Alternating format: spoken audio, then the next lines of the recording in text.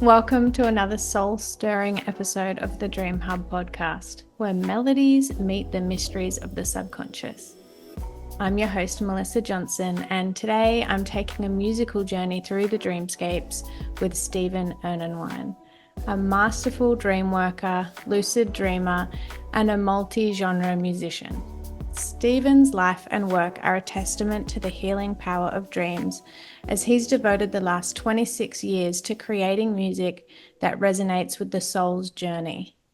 As a co-host and composer for the Dreams That Shape Us podcast and creator of the Song Writing Soul Retrieval course, Steven embodies the spirit of creative awakening.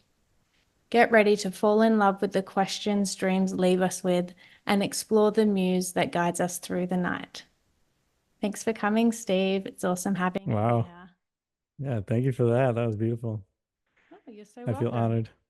Well, you did it all. I suppose I did. It's nice hearing it laid out like that, though. So, I'm sharing your music throughout this episode, and it's so cool. And I can already tell that there's amazing stories behind it, and I can't wait to get chatting about each of the songs. But before we go there, let's go with this question. I want to know what moment sparked your journey into integrating dreams in your music? Well, so I've been doing dream work for 18 years now, and I had wanted my dreams to inspire my music all along, and they did subtly, and I didn't really know how to honor them in that way in the moment.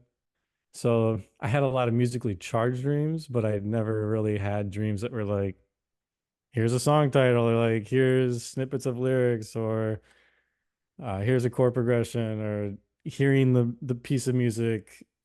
Um, so that part of my journey didn't happen until that all came online in 2017 after I went through like a 7 year drought of not writing music. So I have like my compositional instrumental music that I do for my podcast. And then I also have my like singer songwriter hip hop kind of music. So there's like these two different worlds. And I did the instrumental stuff for a while during that 6, 7 year period, but I kind of was really hiding from like the actual like songwriting for a long time. I was terrified of the call that I felt. It was felt so intense and so needed.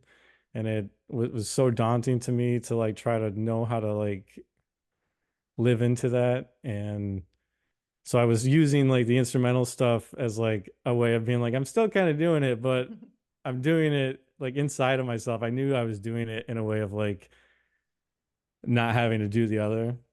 So it really created like a really intense kind of dark night of the soul for me. And yeah, going through like a really initiatory like experience through my dreams, ultimately that process came back online after a really deep death that I went through symbolically. And yeah, it was like the reward for doing the hard work that I was resisting. And yeah, the way that that process came back online was so beautiful, and it made me truly like understand and be aware that like music for me is like such a source of my personal power, and the amount of power that I was using to push that away was was totally like destroying myself in the process. And yeah, I'm so grateful for how they've been coming to me. And I'm just about to start recording my third album that's been almost exclusively inspired by dreams. And so this process is everything that I've ever wanted all along, and I'm just so deeply indebted to the kind of beauty that's come through them, and like the healing that comes through writing these songs. Like these songs, the snippets that I'm given, they're just snippets, just enough to get me started. It's like an access point to really move in closer to the material in a way that maybe I would have like skittered around it before. Like maybe I always wrote deep songs, but they were deep to a point. And these ones, like, they really go for it. uh, and man, a lot of them have left me bawling and crying and just like really feeling like I've touched base with something like really true inside of myself. Yes. So do you think that when you were like composing and creating music and putting it out there, but you were holding back, that your dreams were also like holding back on giving you more musically? Like, you know, how you were saying that Mm, at the beginning, it wasn't, you know, it wasn't giving you particular things like a song. It may have given you like a vibe to go with when you woke up. You yeah. felt inspired, but it wasn't giving you like particular lyrics or anything. Was it when you then started to be a bit braver with what you were releasing that then you started getting more come through to you? Yeah, I think the way that I've looked at it is that this process is it asks a lot of you. And so I think when I really started doing like the really hard shadow work that I was doing during that really dark night of the soul I was in, I think the reward that I got was this process just for the fact that it knew that I could finally go there with it, that they would give me these songs and I would honor them in the way that that place within me like really was craving. Mm. And so I feel like they didn't fully step forward because I wasn't quite ready to step into that kind of material yet, and that I wouldn't have maybe been able to honor it in the way that I'm capable of doing now. Mm. So I think that like has a big part to do with it. Mm. And I think maybe just I'll share this with you. So right before this like big drought happened, we'll call it a drought. It wasn't really a drought. I was more hiding from it than it was a drought. I always referred to it as a drought, but that was like me like dancing around the real issue.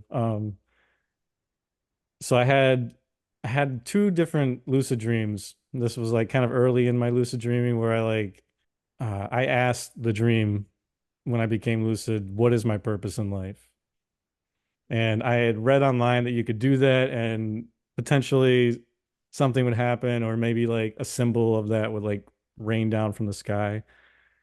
And so I did it. I was in a dream space and I just said, what is my purpose in life?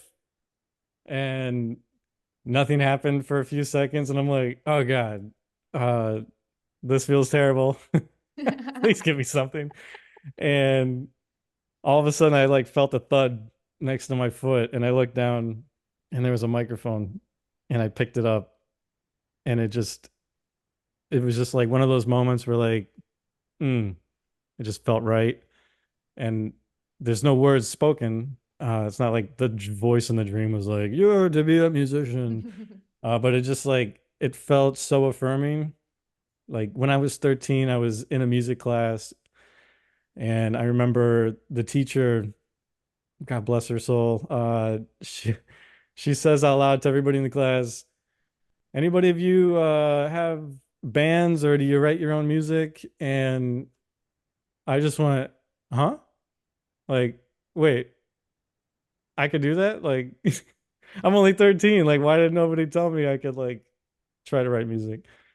And so that just like a fire just like lit in me, and I started writing music at that point, and it was pretty much largely hip hop at that time because I had no idea how to write music or anything like that. So I would just like rewrite other hip hop artists' songs with their beats and stuff like that. And I just felt very called. Like that felt like a real calling.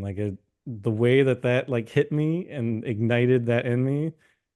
But as a 13-year-old boy, like and growing up into an adult, it's kind of a fanciful thing in many ways. It's kind of like wanting to be a basketball player as a kid.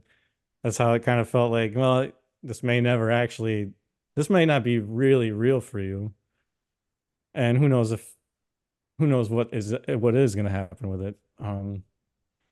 But when I had that dream, up to that point, I was like, yeah, I feel like this is like a legit thing that I really want to go towards. But like when I had that dream and I held that microphone, that felt like my soul being like, no, like Mm. you knew, like I got chills right now. Like this is your calling. Like this is legit for you. And at that point, I was like, oh shit. Like what if I don't what if I don't make it? Like, what if like I don't know how to make this happen? Like, what does that even mean? Like, how am I supposed to use this? And like all these questions started like popping up, like, oh my God, now I feel like if this doesn't work out, that somehow it's gonna ruin me, or I'm gonna feel like I didn't get it to work. Isn't it funny how our mind just has to get in the way of our dreams all the time? It's like, you don't need Yeah. to worry how. Like, if it's for you, just do it. It doesn't matter if you fail, just do it. Uh, What your soul yeah. wants, right? Oh But man. then the mind's like, well, what about this? Shh. Exactly. And look at you Yeah, and now doing it it. I was Just so doing it. worried about failing myself that I did. I ran away. I hid from myself for 6 to 7 years, and I allowed that to and there was a few other things that happened. Like I had a few botch performances that like really messed me up and made me afraid to get back on stage. And there was a bunch of different things that like all collided. So it wasn't just like this dream happened and I was like, oh God. It was like a a culminatory like kind of experience, but that was like a big part of it. And yeah, the initiatory path that erupted out of that, that had to erupt out of that for me to actually begin to answer my call. Yeah, like I said, made it very, very understood that like music to me is part of why I'm here. It is part of my power. It is such a true, beautiful part of who I am. And if I don't answer that at all, like if I don't even just answer that, whether I am successful as a musician or not, if I don't answer that feeling inside of me at all, then it's gonna ruin me. Mm, And it doesn't matter what happens with it. Like it's to me, it's more about the relationship now. It's not so much about being famous, which was like a big thing when I was in my early 20s. Like, oh man, yeah, we want to. mm, I don't really care that much about it. Now, I would love for my music to become a financially sustainable thing in my life, but yeah, it's so much more about the relationship now, and especially the fact that the dreams are in relationship with me in it. mm, It's it's such a deeper process now. It's such like a more soulful experience where it feels like I'm being met by such a deeper part of myself that makes it so much more nourishing. It makes it feel so much more special in that way that it's coming from a place that I'm not controlling, that it's more poetic. It lures me in, it draws me close, it erupts the process in such a beautiful way that I'm like, oh my God, like how much more beautiful can this really get? And yeah, it's become everything to me. And yeah, when I created that songwriting soul retrieval course this past summer, I was just like, I want to share this with other people. I want other people to, if they want to integrate their dreams into their songwriting process, I would love to have a hand in helping them to do that because the way that this has just revolutionized my songwriting, it constantly forces me to like step outside of my comfort zone and bare my soul in a way that I wouldn't have. I would, mm. like I said, I would have maybe skittered around it. Yeah. Um, To me, what I see and I feel you in that, like, it's scary to jump out and do something, like that, and that it's uncomfortable, and that you were kind of trying to hide from the uncomfortable or not putting yourself out there. But then it's actually more uncomfortable when you're fighting against something that your soul really desires. And that yeah, once you do jump in and do it, that the positive always outweighs the negative of how uncomfortable it does feel. yeah, I feel you on that. And I think a lot of people, a lot of people will know what you're talking about, that feeling of just wanting to do something, the thing that you feel is your thing, but being like hmm shy or scared of judgment, or there's so many different things. What if I fail? All of that. But it's like the beauty's on the other side of that. It's just like, don't yeah. even worry about why, how, what could happen. It's you kind of have to just close your eyes and dive straight in and just see what happens, because it's just always worth it. It's always like so much more beautiful when you go through that initial like, it's I know. scary. Yeah, absolutely. I had heard like this quote where it was like you can't look at where you think you're gonna make it to. Like if you look at where you end up or who you need to be to like do the thing you want to do, it's gonna feel way too big. It's gonna seem way too daunting. It's gonna seem like way too far away. You gotta just like focus. What step can you take right now? And then the next step after that, and the next step after that, and then eventually you get there. But oftentimes, if you're looking too big picture-ish, which is what I was doing, you can totally sabotage yourself so easy because it does. It's daunting. It's terrifying. It can be, especially Mm. if you feel like a real call, like to like really feel like there's something really important that you're supposed to do. Like if you're not careful, like I wasn't, like that can really tailspin you, and that can mess you up and make you not want to walk towards it at Mm. all. I'd love for you to walk us through how a dream evolves into a song in your creative process. Okay, yes. Do you want me to use one of the ones you were going to play? Oh, yeah. Could we talk about Let Me In? Hmm. Yes, that was a good one. That I love that song. Me too. I was originally trying to get another man to do the second verse, and when the guy ghosted me, I decided that I had to write the verse myself. That song, which you'll hear it, but it's all about men, like me, like making a plea to men to come close, to be in brotherhood with each other, and to really be vulnerable with each other, so that we don't have to feel like we're doing this all alone, because so many men out there, they don't feel like they have anywhere they can turn. They don't feel like they have anybody in their corner. They can't be vulnerable with anybody without feeling like they're appearing weak or less than a man. And it's such a tragic, defeating cycle that we find ourselves in, where we don't reach out for help, we don't ask for help, we don't accept help. And then look at the suicide rates for men. Like it's wild and so unnecessary. And so this dream, it was so simple.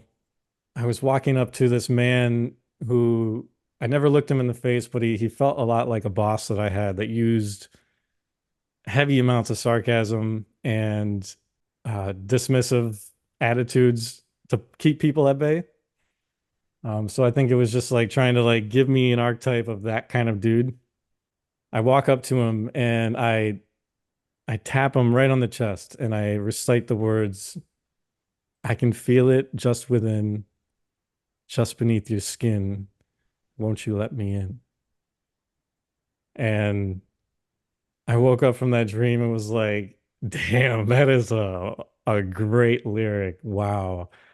So then I took that and I looked at that and I was like, okay, I'm trying to appease to this man to let me in, to show me his inner world. There's so much there, like just beneath the skin, and I can feel it, and I know that it's there. I know I can feel it in myself, and I know that in myself, and I know how much as much as I feel like I'm very vulnerable. It wasn't until I joined the men's group space this past year that I realized how hard I have a hard time being vulnerable, especially with people that I don't know if they're going to reciprocate that back to me. And so yeah, it turned into this really beautiful song. And I had another dream right as I was beginning to write it, that I was at a hip hop open mic, and all of the guys that went up there and were reciting lyrics were talking about how stupid it was to reopen your heart once it was broken. And all of their like arguments for it were so like flimsy and typical of male bravado and like macho-ness, that I was just like, oh man. And while as I'm listening to it, I'm just going, I need to write a verse that is like really raw, really true about male heartache, and really calls men in. And that's what that first verse became. And when I couldn't get anybody else to write on that song, which I'm guessing was like hip hop is a hard genre to get people to like be vulnerable. I was like, damn, I'm gonna have to write this verse. And how do I write this verse? And what does this verse want to be? Do I just write another copycat kind of verse? And then I was like, well, if you're asking men to lower their armor. Mm. Maybe you got to be the one to start the conversation. And so that second verse was me like really being real about how I feel in my family, how I feel as a man, and the struggles that I have. Are you a man struggling to climb to a mountaintop, up, steep, lonely, out there, elevated somewhere alone? Are you a man crossing a desert, ever thirsty, looking for sustenance, surviving from one water hole to the next while you burn in between? Are you a man deep in an old forest, no horizon on sight, haunted and in darkness, can't see the sky, don't know which way to turn? I've been myself in all these landscapes. Yeah. Brothers, I see you got a broken heart, looking for help but don't know where to start. I know the feeling, to see healing is largely an unspoken art. Often we fight in the pain instead of standing right in its flames. And yeah, yo, we lose a lot more than we gain by building all these walls and layering on the armor to brace ourselves and feeling the trauma. Cause being numb can numb you to the drama. True, but same walls block out the good as well and disconnect life from yourself. Soon all that's left is a shell. You looking out from a barren cell that you impose upon yourself. But I don't blame you, I'm not trying to shame you, cause shit, I do the same too. But we're more scared of our own depths and the duty to love the broken parts of our own selves than we are to face this life. So we stay in pain due to this caged up strife that we want no part to deal with. And so refuse ourselves the medicine to heal it. But I can feel it just within your skin, the yearning of your heart to reopen. Let me in. Oh, I can be the rock if you need a shoulder to lean on. And I can hold space for you to break it. It's me, you don't need to be strong. Sometimes our grief can be too heavy to carry alone, yeah.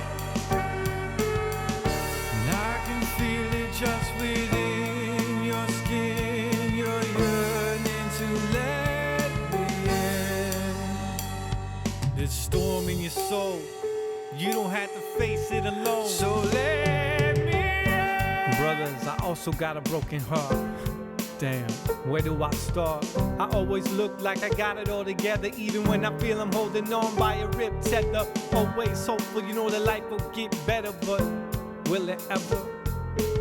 I feel alone even in my home, man, like I'm all on my own. Cause it's not often that they're letting in, they rarely ever check in. Cause I keep the smile plastered on my face like, don't worry babe, everything is okay. But there is no way that I'm okay with this knot in my gut and this weight on my chest that won't ever seem to go away. So, brothers, can I let you in? Or are we merely surface friends? Aren't we tired of having the posture? Aren't we tired of feeling like an imposter? All this suffering in silence, what does it cost you? Cause it doesn't make us tough, just withholds us from knowing true love. So can we help each other shoulder the load? We shouldn't have to do this alone, so I want you to know. Oh, I can be the rock if you need a shoulder to lean on. And I can hold space for you to break it. It's me, you don't need to be strong. Sometimes our grief can be too heavy to carry alone, yeah. And I can feel it just within your skin. You're yearning to let me in. These storms in our souls, we don't have to face them alone. So let me in. Running from the pain. And I've been running and running, but how can I hide from myself? And I've been running from the pain. And I've been running and running, but how can I hide from myself?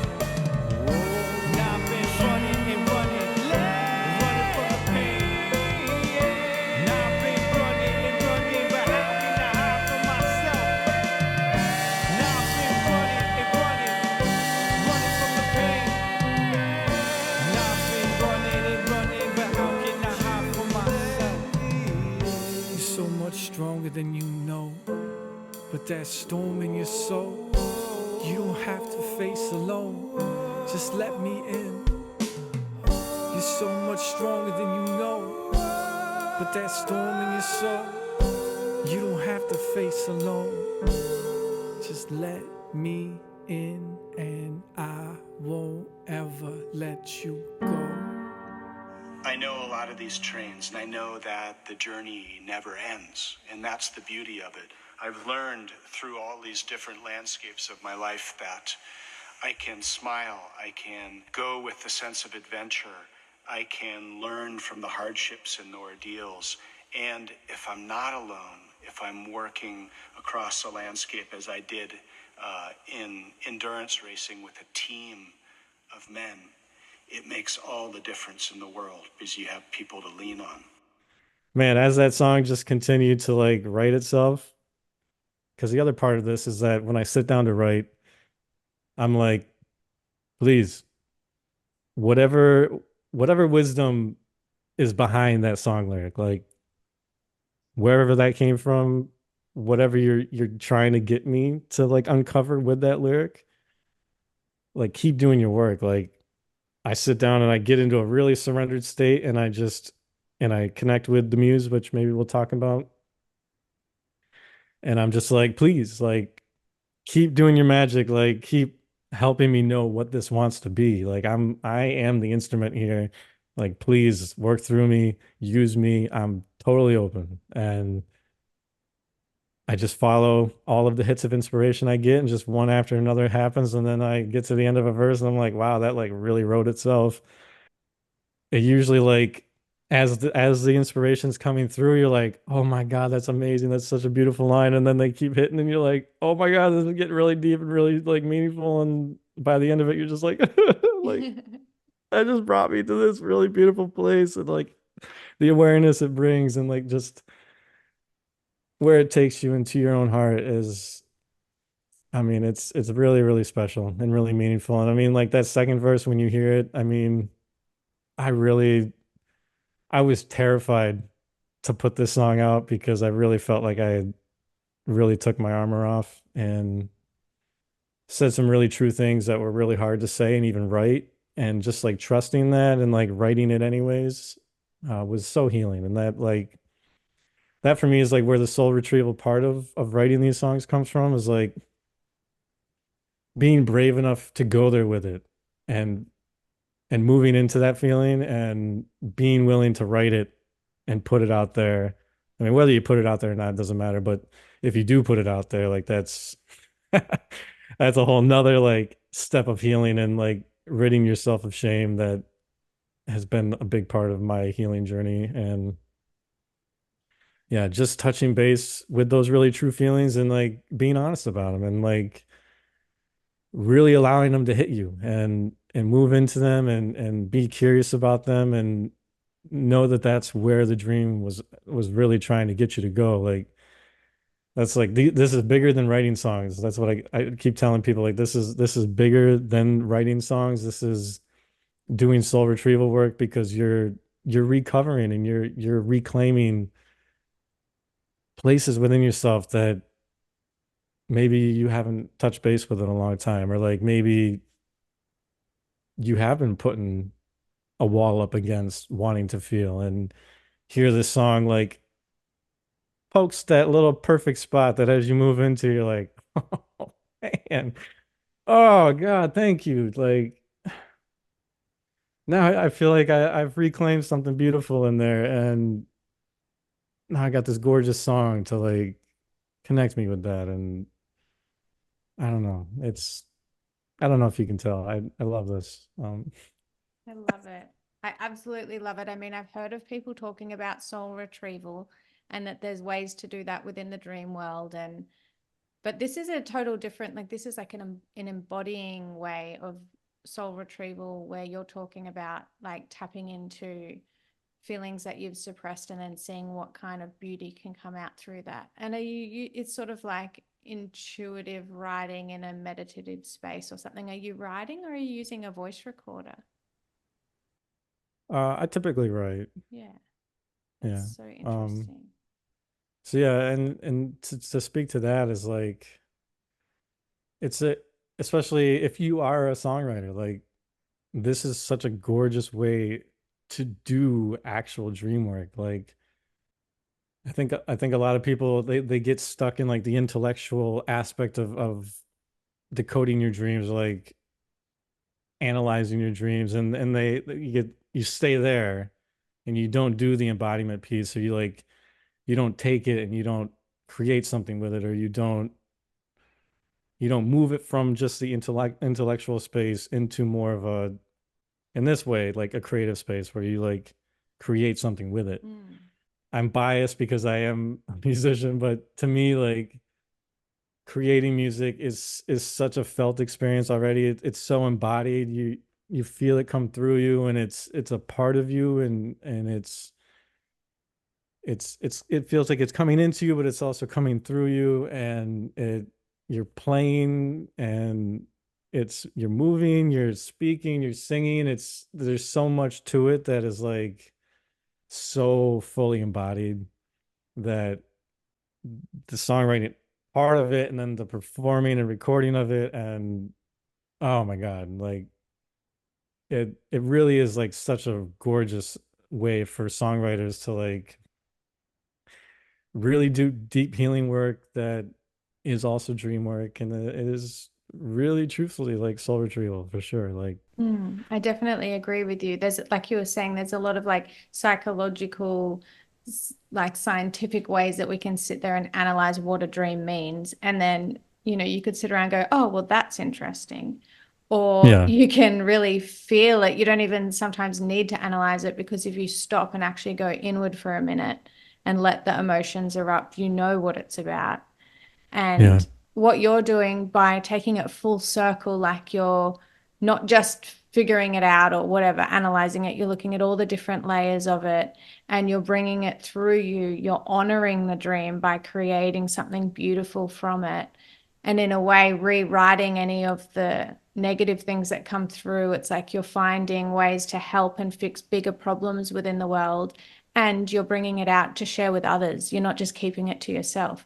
So there's so yeah. many different layers here that I can see where it would be so healing, that it's just incredible. I absolutely love what you're doing. And I loved listening to this album. It was really not what I expected at all, because I just heard your music from The Dreams That Shape Us, and I was like, oh yeah, it'll be like instrumental, like dreamy type, polite music. And then, oh my God, I was in love when I started listening to this album. Usually I'll listen to music and do something else at the same time. And I just stopped and sat for like an hour and just listened to every single song, like with my eyes closed, headphones on, like, wow, because it's such a journey. There's so many layers, and I can feel how heartfelt and deep this music is to you, and knowing that it's come through you through dreams as well. It's like channeled through you these messages that the world needs to hear. And Mhm. especially like men's mental health is really important to me as well. And so Let Me In was the one that I just gravitated to straight away. I was just like, I love this one. And Yeah, then the next song that I fell in love with was Show Me the Way. I'd love to hear about that song and how that came to be. sure. First of all, thank you so much for that. Oh man, that means so much to me to hear that. That's awesome. Thank you. So yeah, Show Me the Way had a really impressive dream attached to it. I was living in an apartment at the time, and I had a dream, one of those really awful dreams that like someone's rattling the doorknob, like trying to get in, and I can't remember if they actually were opening the door and I slammed it shut on them and was able to lock it. But yeah, anyways, there was like an issue with the door, and I was furious, like just so mad that somebody was like trying to break into my apartment, and they stayed there all night.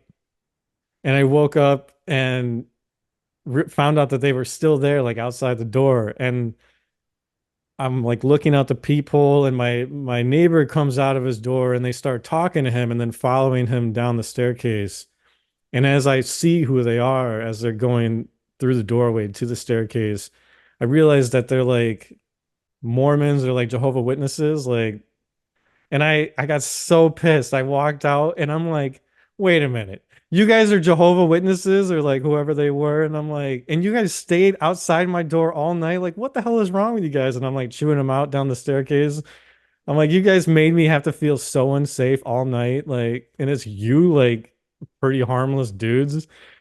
And I kind of like broke, and the guys were like, they came up the stairs towards me and they apologized. And they're like, I can't remember exactly how it happened, but I think I had like a really like hard moment as I'm like in the middle of my fury, and I just broke, and I was just like, help me, like, please help me. Like, I don't know. I don't remember. I wish I would have revisited this dream. But anyways, they hand me a pamphlet that they said all the answers you're looking for will be in here.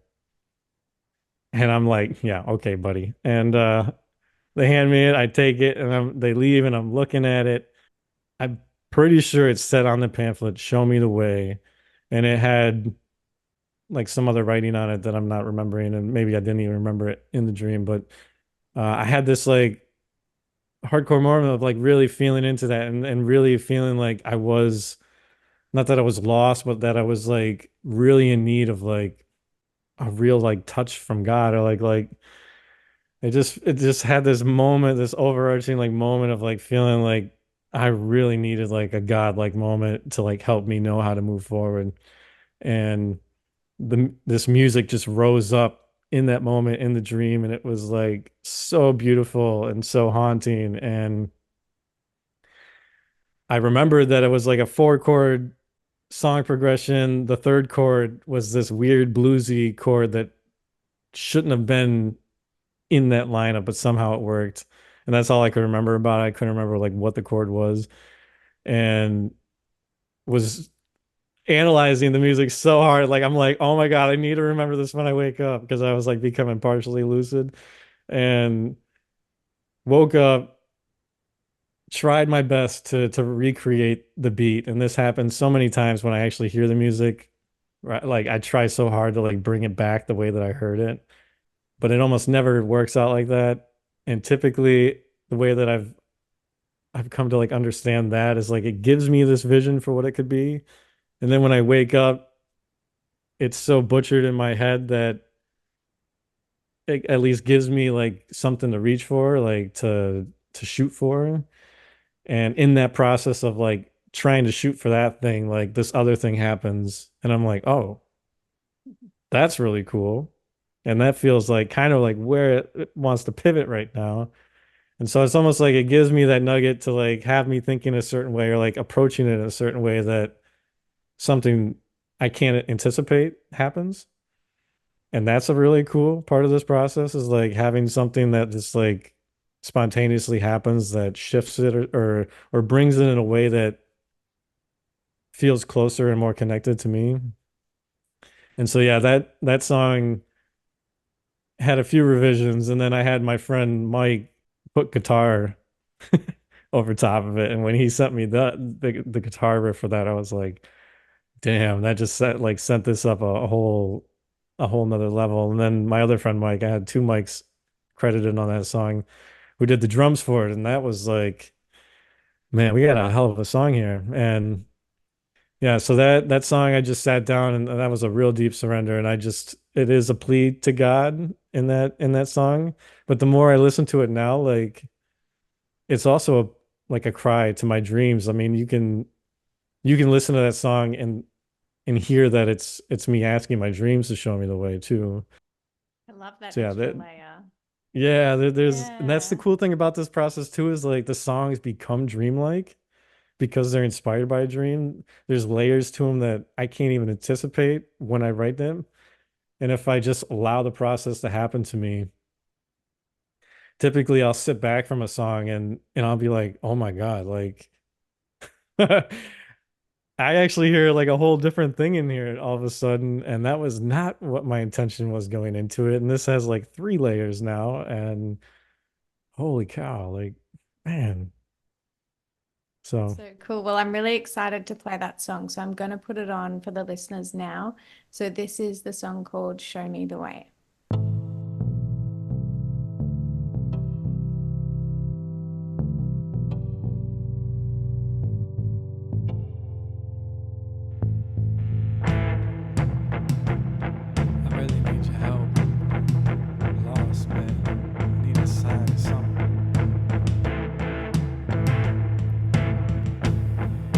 been lost for a minute, trying to comprehend this life I've been given, but butting up against all types of opposition, finally falling to my knees. Fine, God, what's your vision? Cause it's clear mine's not working. Spent 30 plus years of hard searching, and my pride's hurting, cause still I'm not certain, and it's definitely not that I haven't put my work in.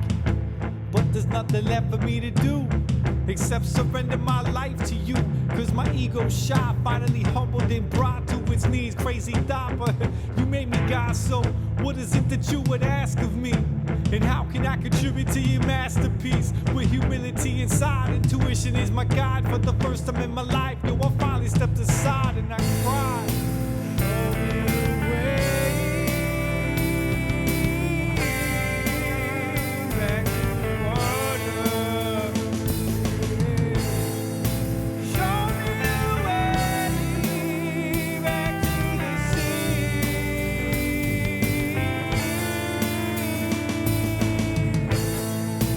Show me the way, oh, hallelujah.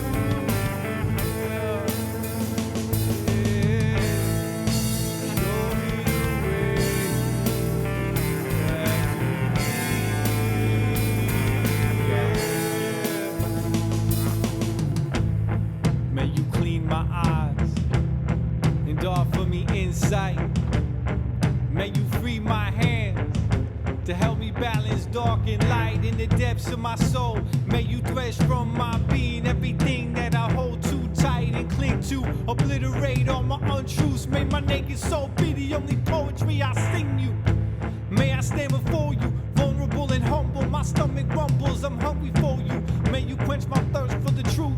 And I know the only thing that will satiate my soul is you. Awakening me in a way I can't refuse, and guide me in a way I can't confuse. I know when emboldens the spirit deeper, when the fire's hotter, but I'll only be redeemed by the water. So you gotta show me the way back to the water. Hey, show me the way back to the sea.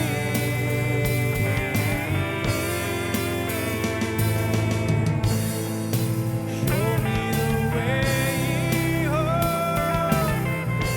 hallelujah. Hey,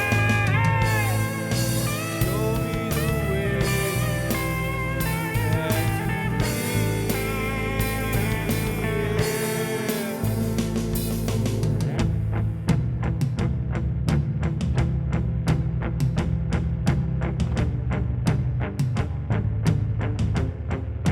Show me the way. Show me the way.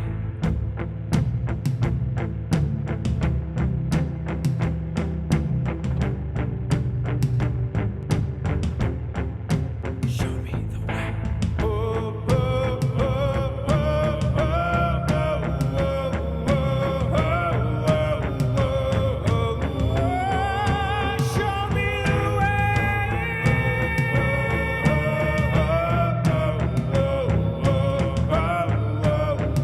Show me the way.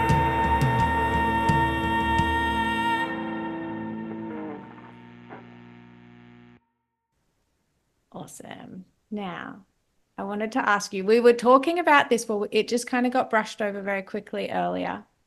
I wanted to ask you, how do you cultivate a relationship with your muse through dreams? Yeah, thank you. This is such an important part of it for me.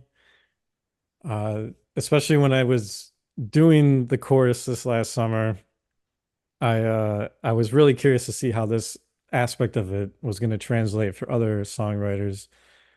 And because for me, the muse shows up as like a combination of like she's a female for me, and she is the musician, the musician source of my creativity, but she shows up with the lover energy, and the two are like woven like that. And I was really curious to see like is the lover energy going to be really infused with the muse for the other people that come to this class? And we really found that that was really true. And I was really, I wasn't surprised, but I was happily surprised, I guess, that that really was the case for everybody. And for me, that's so important because the lover energy is so tied to passion. It's so tied to really what you live for. It's so connected to that energy that like wants to go there, wants every drop of life, the good and the bad. Like it wants everything. That's why we can fall into really negative cycles so deeply and stay there, is because even though it's kind of a inverted aspect of the lover energy, like the lover wants that. It wants realness. It wants that deep intimacy with all of life. And what a beautiful gift songwriters have if they're willing to like go there and offer the world that look into true depth. And I don't know if this is true for you, but all of my favorite artists and all of my favorite songs are the ones that just like go, Yeah, God, I like, know. why did you do that? I don't even care. Like, if someone's not a great singer, it doesn't matter to me. If I can like feel the emotion that's in the song, like I'll be drawn to that. Yeah. Yeah, so to have that energy linked with the muse to me is so special. It not only the fact that she presents herself to me as the lover combined with the songwriting aspect, uh it creates relationship immediately because in through the dreams I am in relationship with her, and I get to see what my relationship to her is like. Is it, are we dancing, or am I pulling back? Is she pulling back? Like, what is the relationship there? And this like creates a whole nother like layer of like what doing dream work in tandem with songwriting can really offer you. Because now, especially if you like look, so I have her on my team. I also have the musician who I in my imagination is the piano player in me, the saxophone player, the composer. He's the guy who does all of the music stuff. And then I separate the lyricist, the guy who writes the songs. So I have her, those two archetypes. I also include the storyteller a lot, the wounded healer. If I'm doing songs that require other archetypal energies, like the victim, the father, you name it, I call them into the process also. And so you get to see through your dreams, like what is your relational dynamic with all of these aspects of your songwriting process? What is your relationship like with them? What is it asking of you to honor it deeper? And how can you honor it deeper? And there's so many like beautiful ways that having the relational dynamics in your dreams through these archetypal forces that can lead you to becoming the musician or the songwriter that you've always wanted to become. And by forging that deeper bond in relationship with those aspects of yourself, yeah, it's a beautiful ride and a beautiful way that you can combine your dream work with your songwriting. It's really quite beautiful. And to give you an example of like what this kind of relational dynamic can look like, I remember for a long time, see, this is part of my problem, is that I'm naturally a really good musician. I don't have to practice very much to be good. And so I don't practice very much.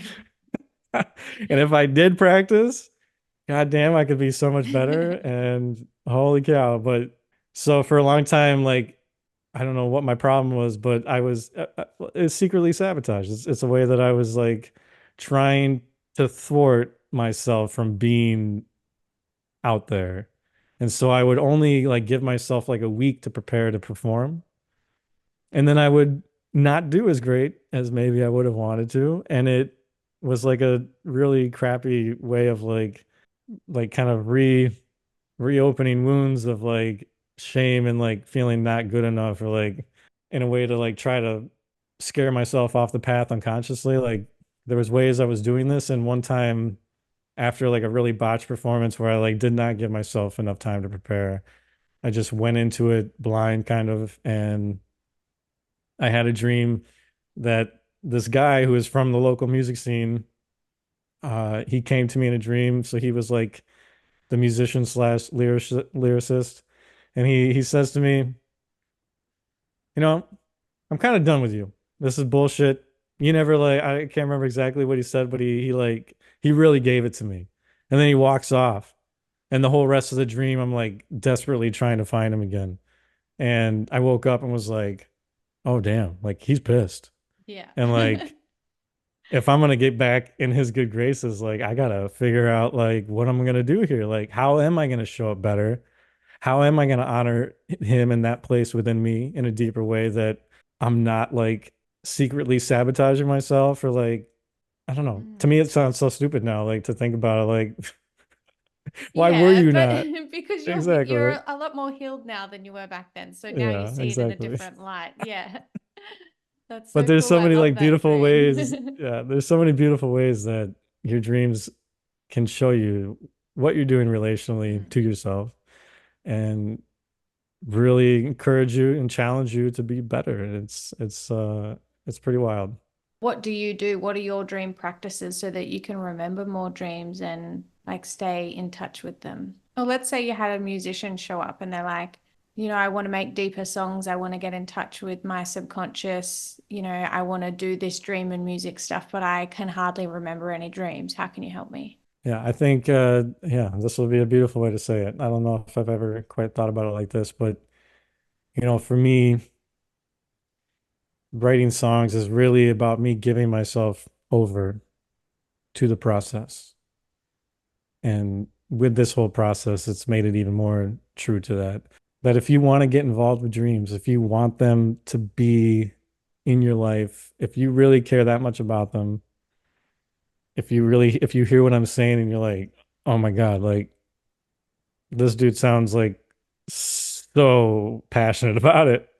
I want that. I want that experience. And I would say you give yourself over to your dreams the same way you do your songwriting process. I think you give yourself over to the dreams the same way you give yourself over to the muse. You allow that feeling to be all that you are focused on.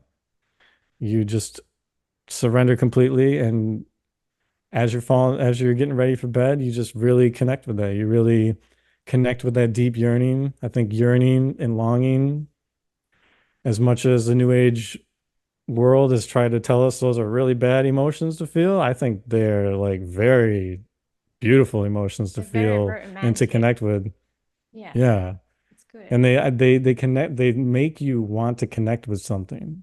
So if you're not like honoring your yearnings, if you're not like really holding those and like looking into them and like feeling into them and letting them live in you, I think you're missing out on like a huge movement for you to move closer to something really true to you. I mean, they think that is connecting you with something that you're lacking, but I think it's connecting you with a very true feeling inside of you that is longing for something more. And if you're not connecting with that and wanting something more, like moving towards something more, what are you doing? Uh, to come back to the muse, it's like you're giving yourself over to a lover, writing these songs, doing this deep healing work through your dreams and songwriting. It's like you're giving yourself over to this lover that you want to give yourself completely to. Just make dreaming the same thing for you. Just make that act of coming into deeper relationship with yourself, because that's my big shtick with dreaming. That's what it all boils down to me, is like it's to me it's one of the most beautiful, poetic, visual, deeply embodied like ways that you can form a relationship with yourself. That is like what has been for me all along, is like it has given me, like that's my why, is like dream work has afforded me the most precious and beautiful and raw and real relationship that I could ever forge with myself. And so, yeah, I mean, give yourself to it. The way you would give yourself to writing music, the way you would give yourself to that beauty inside of you that you're connecting with when you're writing music. Mm. When you And I met know that doesn't lucid, give you too many tangible steps, but I think that no, like, it's the intention, and it's like sometimes you don't even need a step. mm, Sometimes you don't even, sometimes a dream doesn't even need to be interpreted. Do you know what I mean? Like it's just the right. feeling and the knowing, and it's like, oh, okay, cool. That's what we do now. Yeah, because if you had steps, but you didn't have that same feeling, because Yeah. I guess I'm like all about bringing like bringing the passion, baby. Yes. Um, like if you got that, I don't think you need many steps. I think your unconscious would be like, wow, yeah. Yeah. If you're in it like that, like let's do it because Yeah. I want you to be in it like that. I Yeah, need for you to be. sure. The next song that I want to play is Save My Soul. Can you tell me about this one? Yeah, this actually wasn't inspired by a specific dream, but it really encapsulates so much of like what the journey has been for me. Yeah, that was like such a deep, beautiful song. And at first when that chorus like came through me, like I'm calling out to you, my dreams at night are all about you. I'm like, what am I writing about? Like it was like mysterious to me too, and it felt so like right. I'm like, am I writing about the muse? Like, is this about her? And it is, but it's also like me calling out to my soul. Like where how do I come closer to you? Like where are you? Sometimes it feels like especially I mean so much of this music came out of that hard time I went through that this is like still like a process of me like really understanding what I went through and like honoring what I went through. That yeah, that song is like a deep ode to all of the hardship of feeling like I pushed myself so far away from my soul, like hiding from myself like that. That yeah, that was like a huge cry for me to find my way home and to save my soul and to really come back into true relationship with it and the hard path that it was that it took for me to find my way Mm. there. And that song in particular, the musicianship on it, like the piano when I was recording it, I goofed one of the chords. There's a moment within the verse where like the piano like really opens up and you're like, whoa, it just kind of transports you for a second there. That was not a chord that was supposed to be there, and I have no idea how to play that chord. I was like spooked. Like I tried to figure it out and I kind of know the chord, but I don't know how to play it in a way that like created that same sonic atmosphere. And I'm like, I will never be able to reduplicate that. There was so many different little ways and the way that Mike Hanslow like played the drums on it and the sax that I ripped on it, like there's so many moments in there where I'm like, this is the song that I've always wanted to write and never thought that I would actually do it.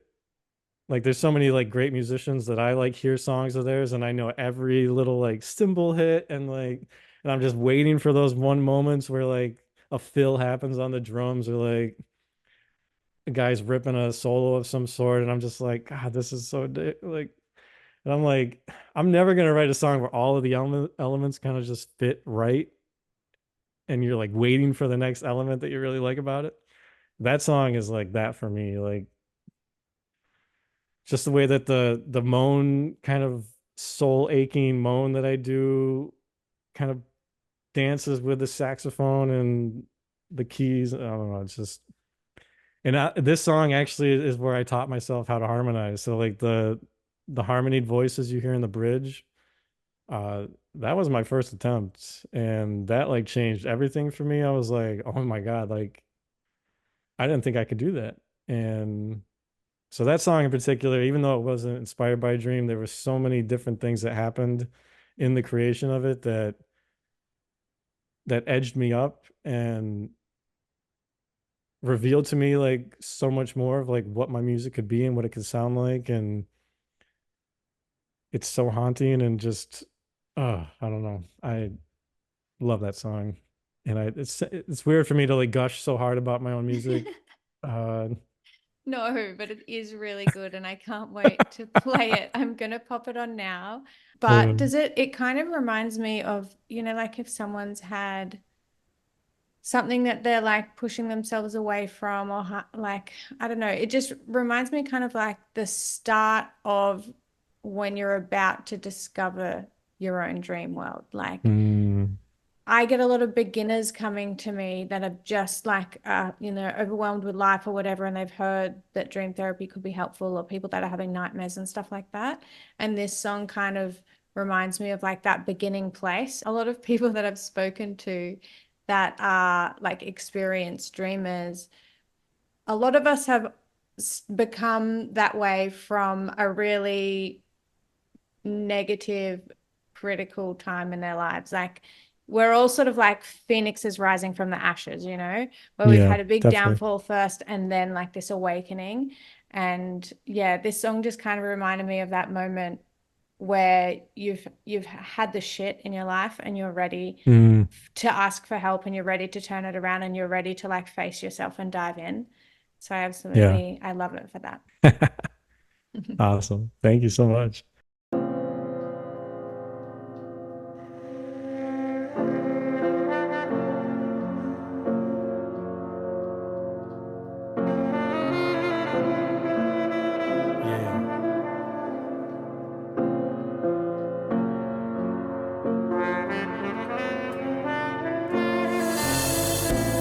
Trying the best I can. Man, I'm just trying the best I can. See, I've been trying the best I can to right the wrongs I've done. I've been trying to be a better man, to honor both my wife and son. And see, I've been trying to face my past so I can finally move on. But I've tried to push through it so fast, and it's taking so long. But I'm trying to trust this process as it unfolds. But I've had to risk losing everything just to save my soul. And I'm calling out for you. My dreams at night are all about you. I'm haunted by the sound.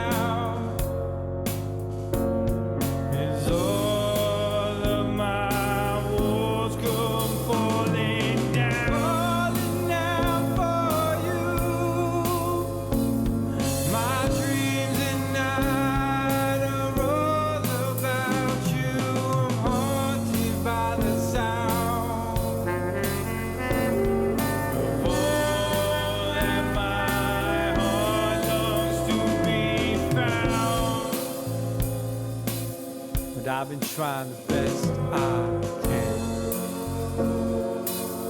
I swear. And I've been trying the best I can to sit with my pain, to bow before my wounded soul, to offer it love without restraining. See, I've been trying to brave my depths, and I've gone so deep that I lost who I thought I was, but recovered the real me. And see, I've been trying to trust this process as it unfolds, but I've had to embrace my deepest shadows just to save my soul. Now I'm calling out for you. My dreams at night are all about you. I'm haunted by the sound.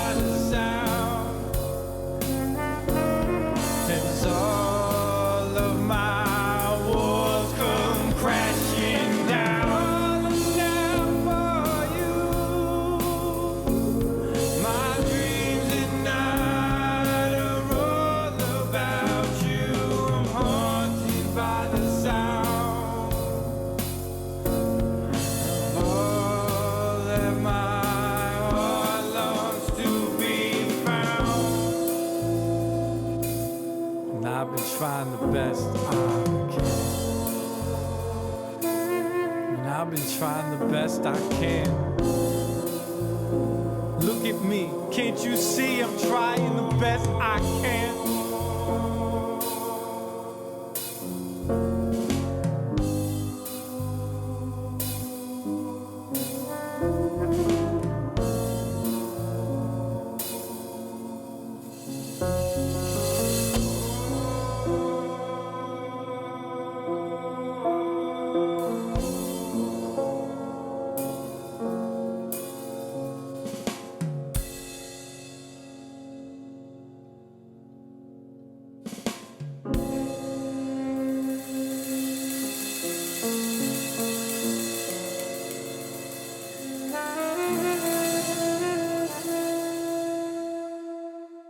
So I wanted to talk to you about your course, the Songwriting Soul Retrieval course. Tell us all about it. Yeah, so yeah, it's called Songwriting Soul Retrieval, and it's an 8-week online course. We have like a weekly Zoom call, and we have like a Telegram group where throughout the weeks you drop dreams in. We as a group we all look at them and work with them, and even on the weekly calls we were doing a lot of dream work and like embodying certain characters, and we had this really cool kind of gestalt kind of exercise we did a lot where you would become a character or an aspect of the dream, and then everybody would ask you interview style questions, like very open-ended Socratic like questions, uh, and you would answer them as that character, and you would connect with that. We would walk you through like stepping into them and feeling their skin on yours, or like their feelings in your body. And it was so crazy, like how that actually really would, like you would feel it. You would feel what that wanted to say. And yeah, it was a really beautiful way of doing that together as a group. Um, but yeah, then we would drop in songs that we were working on based on dreams that we had, and we had a bunch of little activities we were doing where one of them she was having kind of a hard time knowing how to connect with her muse, and she ended up being inspired by somebody who told her that um shoot, what's his name? Who's the guy who sings with Freddie Mercury that song Under Pressure? I can see his face. Can't think of his name. David Bowie. David Bowie. Oh my God. Yeah, that he had this process of where he would just take clippings from magazines. He would just like take little snippets from magazine covers and all kinds of stuff. He would like throw them in a hat, and he would just pick lines and stuff, and he would lay them out, and he would take that as like a skeleton, and then he would kind of edit it the way he wanted it to be. But that's how he wrote quite a few of his songs. And so she took snippets, like lines from some of her dreams that felt really meaningful, that really stuck out to her. And then she printed those off, put those in a hat, and drew from that, and wrote a song like that, which was I not love that, anything I like. actually. That's Yeah. really cool. It's kind of like a really intuitive way of letting the song write itself. Mhm. Like there's that thing called bibliomancy, where if you want to know an answer to a question, you just pick like a random book off the bookshelf and flick all the pages and then just pick a paragraph, and that's like your Yeah, message from the universe. Kind of reminds I me do of like that. that. Or just like, Yeah, it was really wild. That was like something that I was like, I couldn't anticipate going into holding that class, and was just like, man, I just love like how varied and how different like everybody's approach is, and like there's so many different ways that you can do this and that you can relate to the dreams that you're getting. And yeah, it was a really beautiful process, and it was really wild to like see. So I have like a skeleton for the course. Like the first week or two, we're really trying to establish that relationship with the muse, because I feel like that's most important.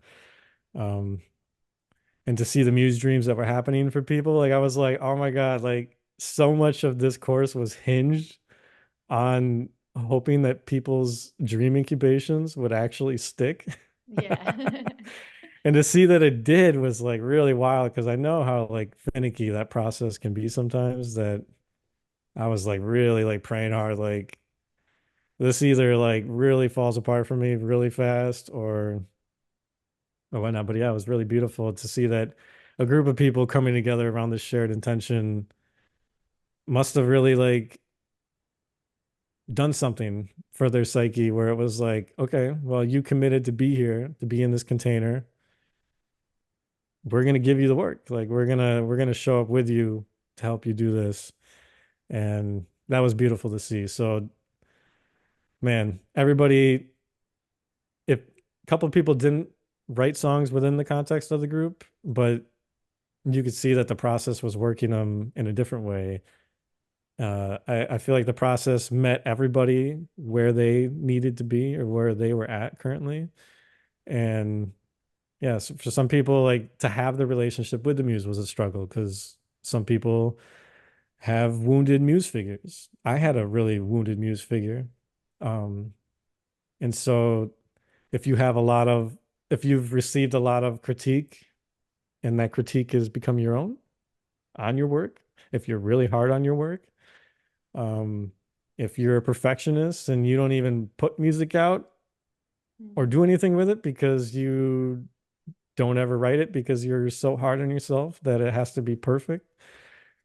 So there's when you begin to open up that relationship, like I said, like you get to see firsthand like what that relationship looks like. And that could become the whole 8 weeks for you. Like just being able to get around that, because if you can't get around that, then sitting down to write music feels really uninspired. It feels really like you don't have that connection there. Or the muse feels so overburdened or hurt based on your critique or your criticism or the criticism that you've received from your parents or from whoever did a really shitty thing sometime in your life, and like put that down hard. uh there's a lot of work that potentially has to come for them to turn back towards you. And if we look at that in the capacity of like having writer's block or just feeling like you're in a drought, like I had to do a lot of work to get my muse to come back around to me, because the fact that I am terrified to walk down that path. I feel very daunted. I can sense like how important it is to me, and I can sense just how much of my own comfort level I'm gonna have to step out of, or like, yeah. So when I finally came back around, like, man, it was tough. Like she was like, you're gonna have to prove yourself to me. Like you're gonna have to do the work now. You're gonna have to go out there and perform. You're gonna have to write the songs. You're gonna have to actually own me and embody me and welcome me into this process in a way that you never have, for me to be there with you, because I want to know that it's real this time. And it's such like a relationship. Yeah, I Like, was about to uh, say, it sounds like your ex took you back.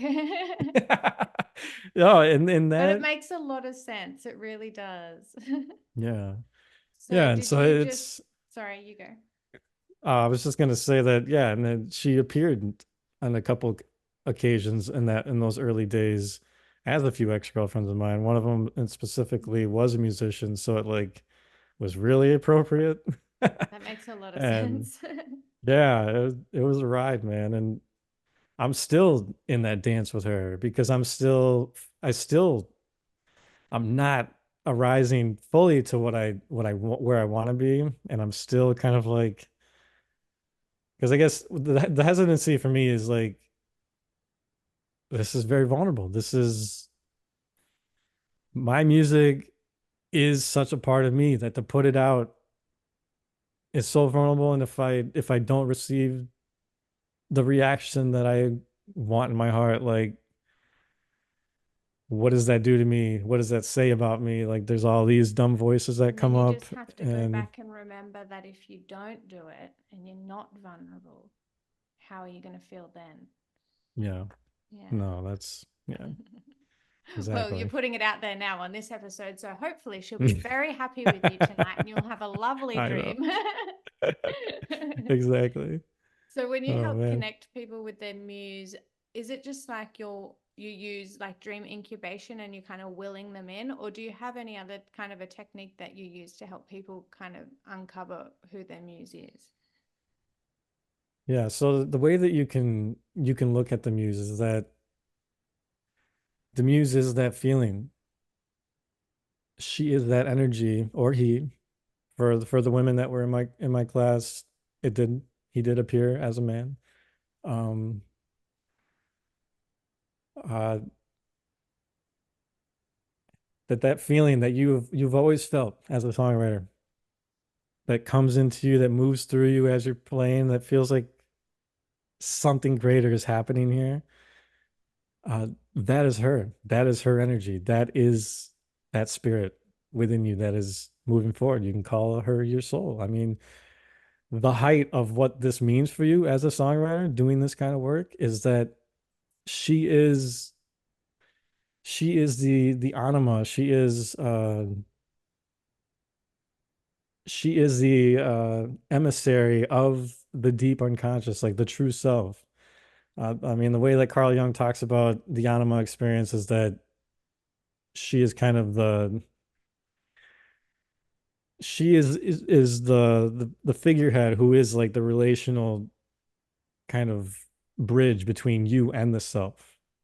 And so your relationship to her and the way that that relationship is like that is your bond. The sacred marriage is the sacred marriage because that is you being in union with the true self. Hmm, Um, that's and beautiful. so this is that deep of work. Like this work can be that deep for you. It is your soul. It is you being in communion with your soul in a way that is so true for you as a musician. That is the way forward for you as a musician. If this is something that really like lives in you, like this is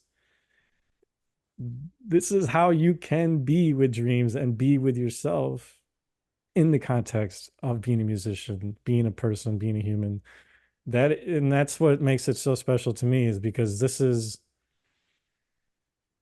so much of why this is soul retrieval for me because this is the relationship that you are forging by doing this work is being in relationship with her is being in relationship with yourself and your deepest self, I would say. And so yeah, if you're having a hard time with dreams and yeah, because the incubation part is part of it, like you're opening yourself up, asking for her to show herself or himself, um, or their self, however your muse wants to show up. Um, and if that's hard for you, if you're having a hard time with that, the way you can relate that and begin that process in your waking life is by connecting with that feeling and realizing that this feeling that you've always had, where when you sink deep into writing your song, that space that you exist in, that dark, inviting, beautiful, warm space that you're in, that cocoons around you as you're writing, like that is where you connect with her. And so just being in that process and like being more intentional or being deeper about it, or being more in relationship with her as creativity itself. So you could look at her as the essence of creativity itself. And how are you in relationship with that? And how are you approaching that relationship? Are you just demanding Mm. the beauty of the muse to come through you? Are you forcing it? Are you trying too hard to make it be what you want it to be? Um, because that's so much of the process for me is like letting go of that and being like, how can we be in this together?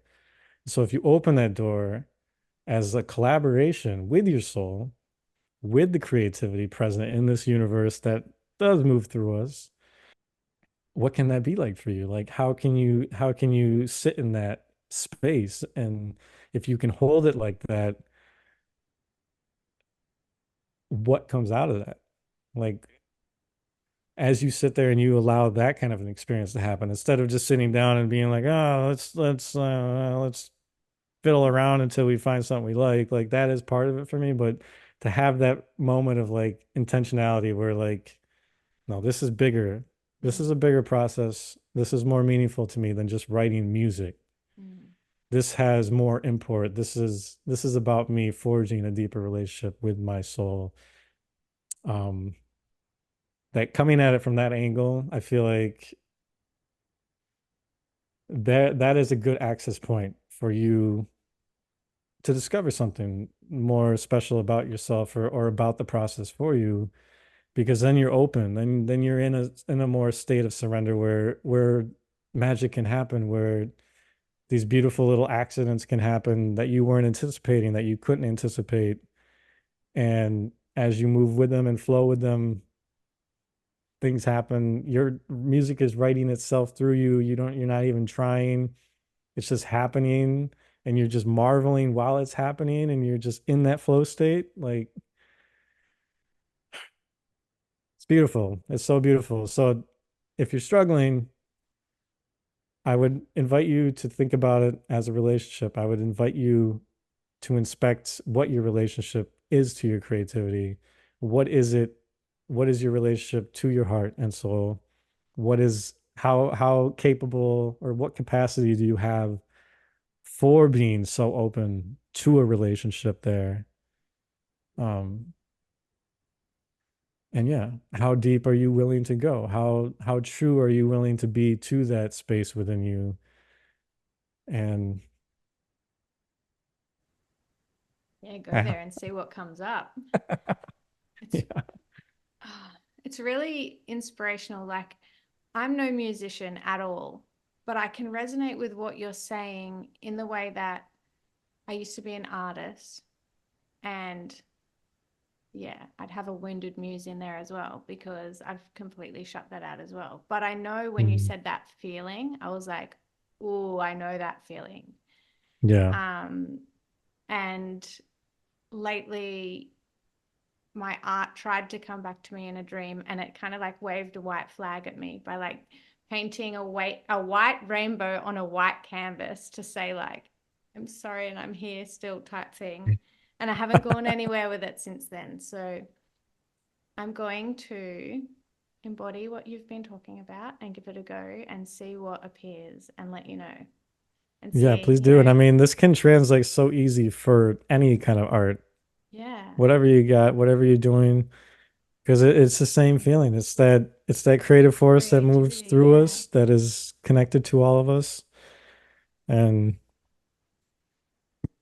yeah, and if you're in a state of surrender and you're in collaboration with that force and you're not working against it so hard, Mm. what can you two create together? It's beautiful. So I would, yeah. You said it was a white rainbow Yeah. or like a flag? A white rainbow on a white canvas. So it was just all white, but I knew that there was a rainbow there, but it was all Okay. white. Yeah, I'd be curious Yeah. if you tried to honor that and maybe just started, called that in and been like, show me what you want. What can we do here together? And Mm. how can we do this? And yeah, maybe there's color that fills in. Mm. That's Maybe cool. it's not even a rainbow. Maybe it's something that surprises the heck out of you. And you're like, oh, damn, this has been so dormant and it has been just clawing and wanting so badly to come out. Yeah, definitely. Are you going to the International Association for the Study of Dreaming conference this year? I am not. I'm so bummed. I was hoping it was going to be stateside, but it's not. But Roll Duke, I have on good authority from a lot of people, is an absolutely beautiful place. Yeah. Like it's like an old monastery, and yeah, I just one of our first interviews on our podcast was a woman who talked about a couple dreams that she had of that monastery after having visited it at one of the conferences, because they use that place quite Mm. often. So yeah, if you and Amina have the opportunity to go, man, it's gonna be beautiful. Oh, I I'll did be. go in 2022. I did have the opportunity to go to that conference. It was being held in Tucson, And that's where Jason, my co-host to the podcast, lives. And I was like, I have to make this work this year because not only will I get to see you, but then I'll be able to be at the conference with you. And man, it was so beautiful. I got to stay with him the whole week, and I I was performing, so I performed a whole handful of these songs at the performance to a packed room of dreamers, which was like my perfect audience. And so So I was able to share amazing. the stories of the dreams and how the process works me, and then play the song. Wow. And man, it was so beautiful and so Wow. heartfelt, and everybody was crying by the end. Yeah, I bet. It was a really gorgeous experience. And people, we always think like we know what people are gonna how they're gonna internalize the songs that we write or the art that we create.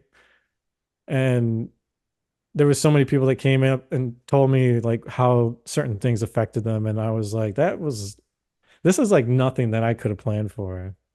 And yeah, That's it's so really, really beautiful. awesome. That's so, so, so cool. I can't wait to go. We are going to go. It's our goal. And Mm. for anyone listening now that hasn't heard already, Amina and I have started up a GoFundMe page to try and get us both to the Netherlands. And we're about halfway through to our goal now, within a week. So Wow. if you love the podcast and you love us, I'll put a link in the show notes. Please consider a donation. Even like $5 is helpful. So, Stephen, would you like to share the dream that you had about coming on this podcast? Because I know you and I, if anyone's listened to my other episode on your podcast, we meet each other in dreams and we have these like little encounters that happen before our actual encounters, and it's really interesting. And Hmm. yeah, I was just wondering if you wanted to talk about it or not. Sure. Yeah, so that dream, I show up at a studio space that it was understood was where you hosted your podcast. It was like an actual like studio. And I was like, wow, look at her. She's really moving on up here. Maybe it's a premonition. And I get in there and I'm thinking that it's just me and you.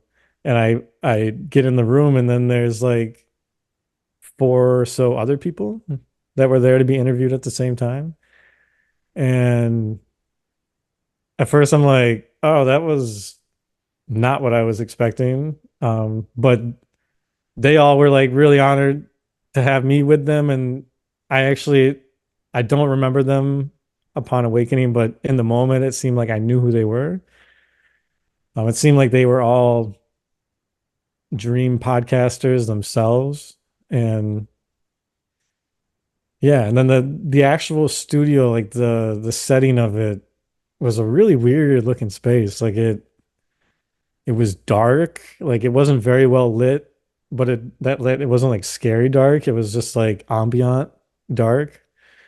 And yeah, I just remember being like, this is a really weird space, but I like it for some reason. Like it feels kind of like, for lack of a better word, like scorpionic. Like it feels like it's like deep and like but like intimate. And yeah, so then I woke up and was like, that was weird. Like, what does that even mean? And as I was like writing it in my journal, like all these like pings were happening, and I'm like, oh my God, you were like in this interview with like four other people, and like, yeah, they kind of felt like podcasters in the moment, but if I'm like really thinking about it, they feel more archetypal. And I'm like, I have like I said, like the muse, the musician, the lyricist, and a couple other ones that I like really invite into this process when I sit down. And I'm like, they're all here to It like was them. help me speak it and then Yes. talk about it, and they want their voices heard in it. And I was like, that's really cool. And then the other part of it, like the setting of the studio, felt a lot like the artwork that I have for the album, for all the songs that we all just listened to, which is called The Knowing. And I had my good friend Delia, who's a dream worker. She's also Australian. I shouted her out in the episode that Second we shout had. out. I'll have to get her Yeah, on. second shout out. Um, if you can get her on, she better come on my podcast because I've been asking her for a long time. So sorry, Delia. Uh, So I had this really intense dream right around the time that I was like trying to figure out what this album wanted to be, or like, because part of what fuels me as a musician, like I'm definitely an album artist. Like I don't really put off like one-off songs all the time. Like I'm really like album focused. And on top of that, I'm like a concept album artist. So like typically the albums that I create, not all of them like relate to a singular like idea, but um typically it's held in this really intentional container that has some greater like connectivity to all the songs. And so at the time, like I was writing so many songs, like the dreams just kept coming and coming. And I had like 22 songs written based off of dreams that I had. And I'm like, when is this album going to be done? Because just when I like think that I'm done, like, okay, we need to like get through this much, please. Like another dream would happen and I would start writing that song and I'm like, oh God, this song is so good. Like this would have to be on it. And I'm like struggling to know like what the hell, like how I'm gonna what put out a double album, like 25 songs. Like, no, like come on. Who's gonna listen to like a 25 song album today? So anyways, I had this dream that helped me like understand that there were two albums here. Um, and I had this dream that I was walking towards my mother, and my mother saw me, and she was like, "Oh, is that your lyric notebook?" And I looked down and realized I had a notebook in my hand. I was like, "Oh, yeah, I guess it is." And we start flipping through it, and she's like, "Man, I bet you have a bunch of great songs in here." And we're flipping through it, and instead of it being lyrics, it's all pictures.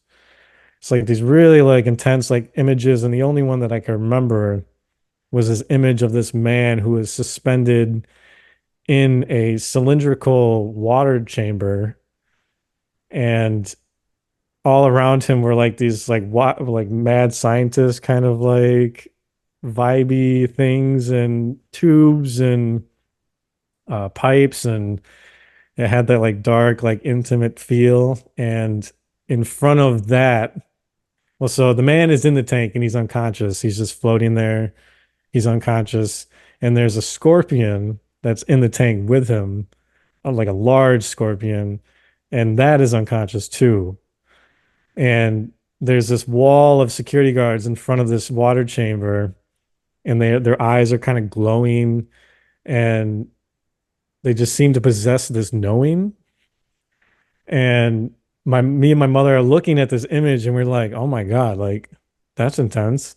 And she's like, "What do you think this is?" And I'm like, "I don't know, but those guys, they like really possess the knowing." And I said like the knowing, like it was a thing. And the dream ends with that big question, like, what is the knowing? What do they know?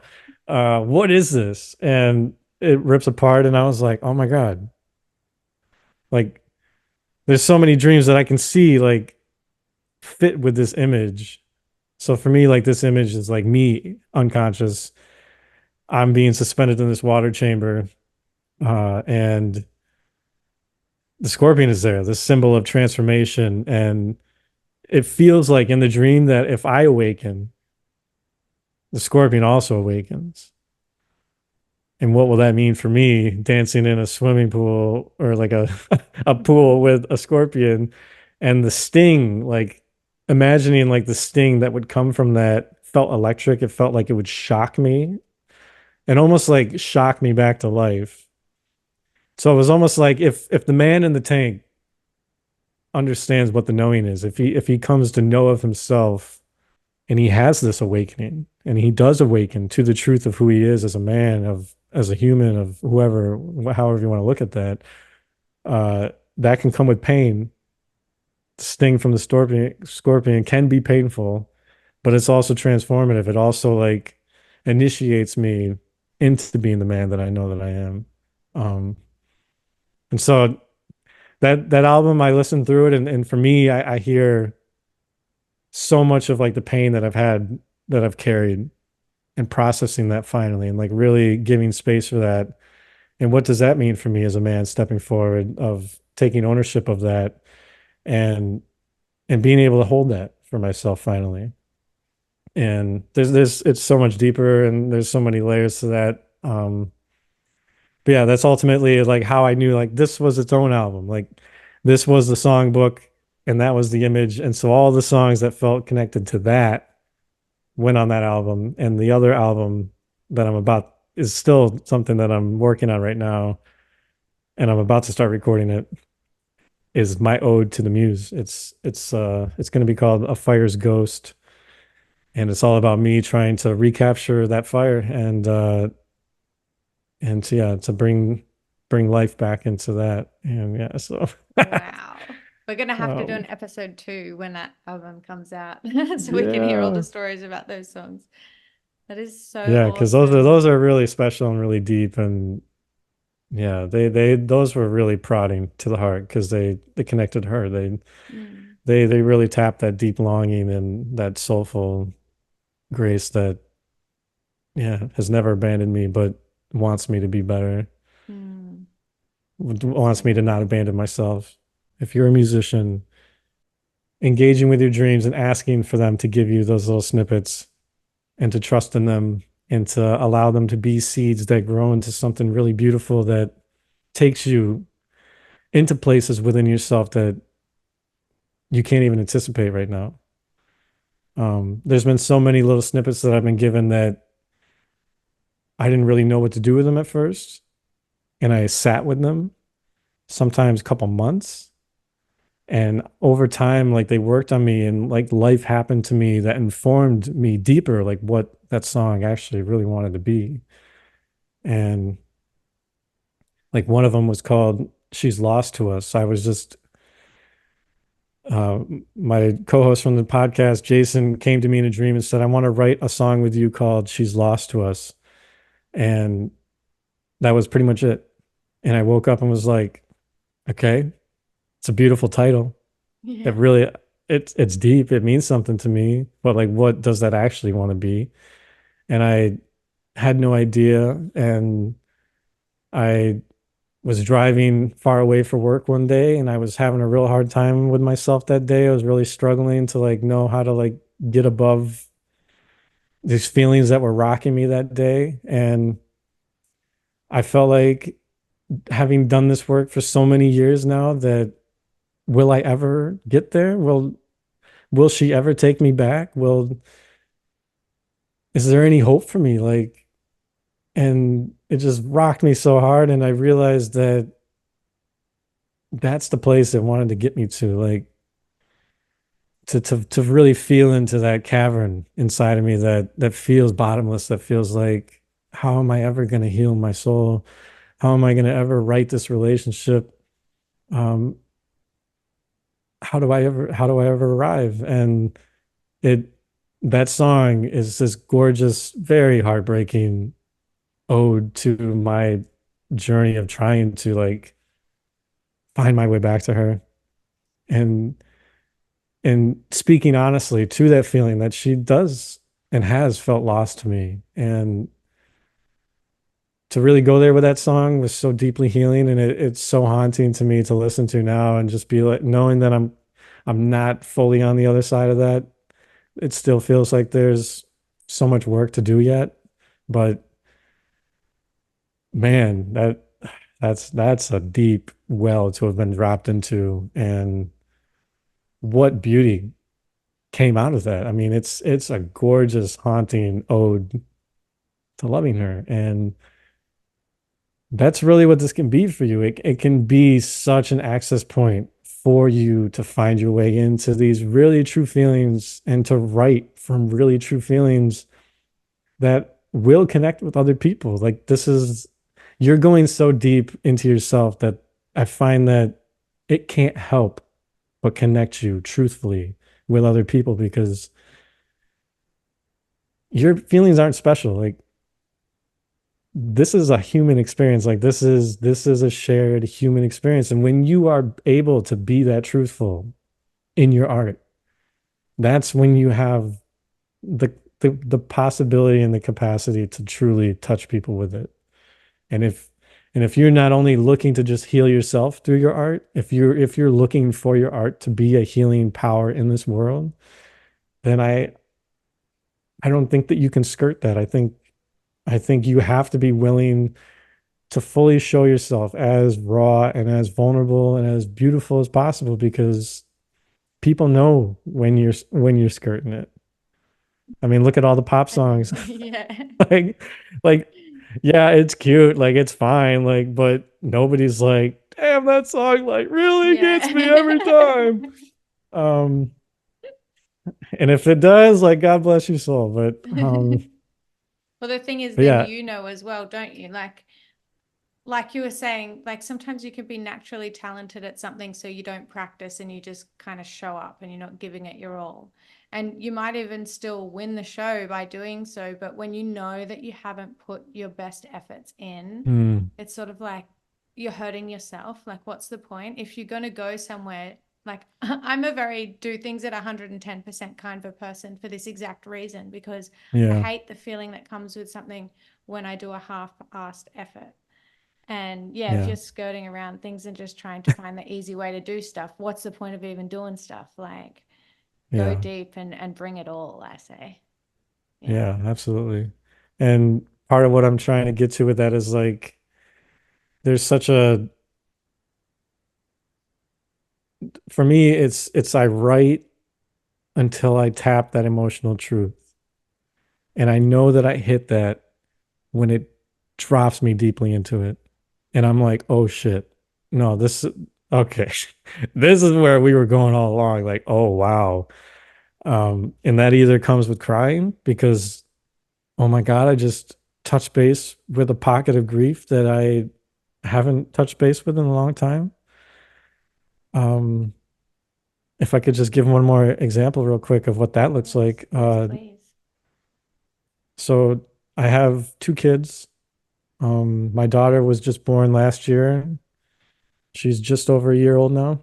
And we had a real hard time making, like, we had a really hard time bringing her into the world, I guess is a way of saying it. And we had two miscarriages, and it was just hard to get pregnant in general. And the third time that we got pregnant, it was really hard to trust that this was going to be the time. It was like really hard. And so just inside a couple weeks, maybe 6 weeks in, I have a dream that I'm showing up to my house. It's not my house, but it's the house that I know I live in the dream. And I know that the baby's there, and somehow I haven't seen the baby yet. And I run in and I'm like, oh my God, where's the baby? And my partner's there, and like her sister and my mom, and it's everyone's all like, hey, baby's here, yay. And I walk over and I pick the baby up, and I'm just flooded with all of the feelings of like redemption after all of the pain we've been through. And this music just rises up in the dream, and it's so redeeming. And I'm just bawling, and the music just hit me, and the fact that everything that it actually finally happened is hitting me. And I can hear words, and the only words that I was able to like take out of the dream were here we are.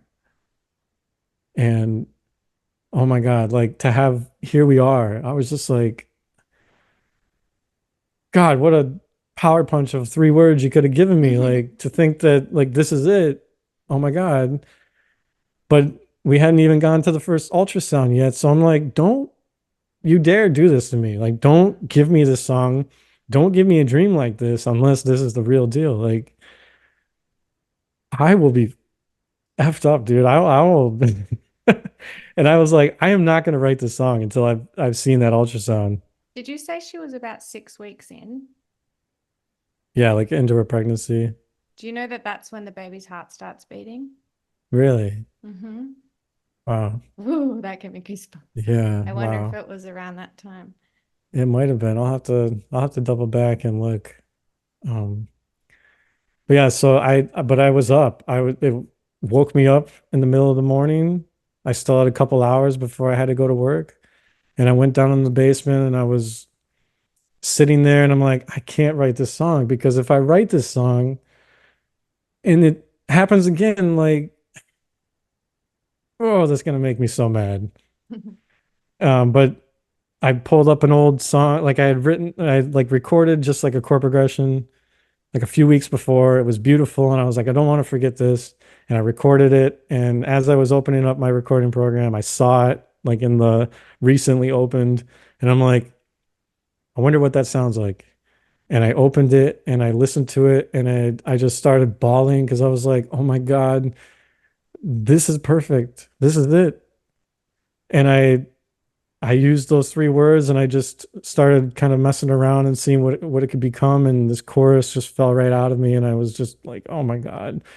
And I'm like, I still have like an hour before I have to start getting ready for work. And I just asked, like, I don't know what this song needs to be. This is very hard for me to even think about writing this song. Like, please, like, destroy me. Like, just whatever has to happen here, just cream me. Like, because I'm like, I need this bad. And this beautiful, very heartbreaking song just poured right out of me. Wrote the first verse and I was just bawling. It just touched perfectly all of my grief. And over the next 3 days, I wrote the whole song in like 3 hours worth of songwriting sessions. It just like poured right out of me. And it was for me looking at it now and knowing that my daughter's here and having the song be Here We Are, like it became the song of like me like kind of speaking to my daughter and like explaining the journey that it took for us to get here.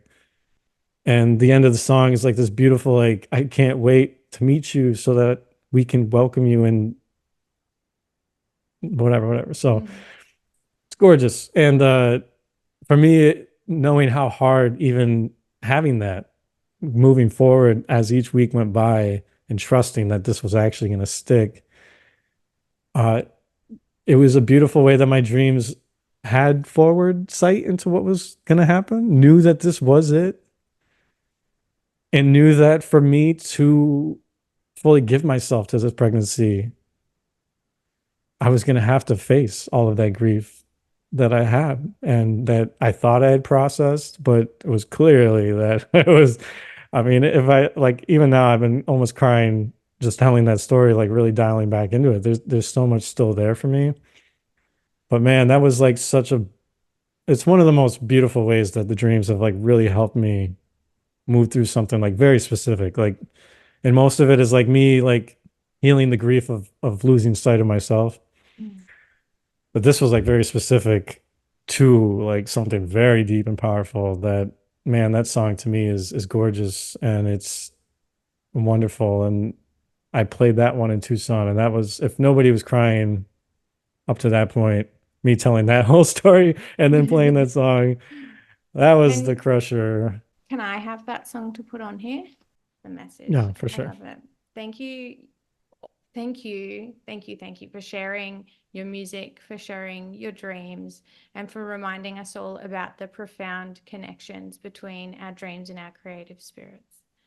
Your music is like a dream-inspired odyssey, and it is inviting all of us to explore the depths of our own inner worlds. Steven, it's been an absolute honor to share this space with you, and I eagerly anticipate the soulful tunes that will emerge from not only your next dreams, but hearing your next album. I'm very excited about that. So Thank you. is there anything that you wanted to leave the listeners with, any tips or messages for them at all? In like the end of March, I haven't set on an actual date, but I'll have you also put the website for the songwriting class. The end of March, like early April. I haven't quite settled on when the date is, but that's when I'm planning on doing my next round. So if any of this is like sounded awesome to you and you know you can do this on your own just fine, I'm sure. But if you want more coaching or like community and in it with a bunch of other people and I don't know. I find that it's really helpful to learn this, at least initially, from somebody who's done this kind of work before.